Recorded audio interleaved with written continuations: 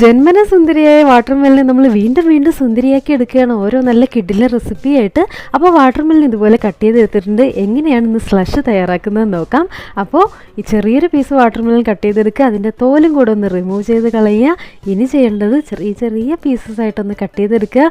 ഫ്രിഡ്ജിൽ വെച്ച് പിന്നെ വീണ്ടും ഒന്നുകൂടി ഒന്ന് മരവിപ്പിച്ചെടുക്കാം. നല്ല തണുത്ത വാട്ടർമെലിൻ നമ്മുടെ മിക്സിയുടെ ജാറിലേക്ക് ഇതുപോലെ ചേർത്ത് കൊടുക്കുക. ഇനി ഇതിനെ കുറച്ചുകൂടി ടേസ്റ്റ് കൂട്ടുന്നതിനായിട്ട് ഒരു ചെറുനാരങ്ങയുടെ പകുതി കൂടി ചേർത്ത് കൊടുക്കുക. അപ്പം നല്ല സുന്ദരിയായിട്ടുള്ള വാട്ടർമെലിന് കുറച്ച് മധുരം കൂടെ വേണ്ടി, അതിനായിട്ട് നിറയെ പഞ്ചസാര ഇതുപോലെ ചേർത്ത് കൊടുക്കുക. അപ്പോൾ പഞ്ചസാര കൂടി ചേർത്ത് കഴിയുമ്പോൾ ഇനിയാണ് നമ്മുടെ മെയിൻ താരം, നമ്മുടെ റോസ് സർബത്താണ് ഇതിലേക്ക് ചേർക്കുന്നത്. ഇത്രയും കൂടി ചേർത്ത് കഴിഞ്ഞ് ഇത് നല്ല തിക്കായിട്ടാണ് സാധാരണ സ്ലഷ് അരച്ചെടുക്കുക. സ്ലഷ് കുറച്ചൊന്ന് ലൂസായിട്ടാണ് ഞാനിന്ന് അരച്ചെടുത്തിട്ടുള്ളത്. ഇതിനൊരു പ്രത്യേക ടേസ്റ്റാണ്. അപ്പോൾ എല്ലാവരും ട്രൈ ചെയ്ത് നോക്കുക നമ്മുടെ വാട്ടർമെലിൻ്റെ സുന്ദരിയായിട്ടുള്ള സ്ലഷ് റെസിപ്പി.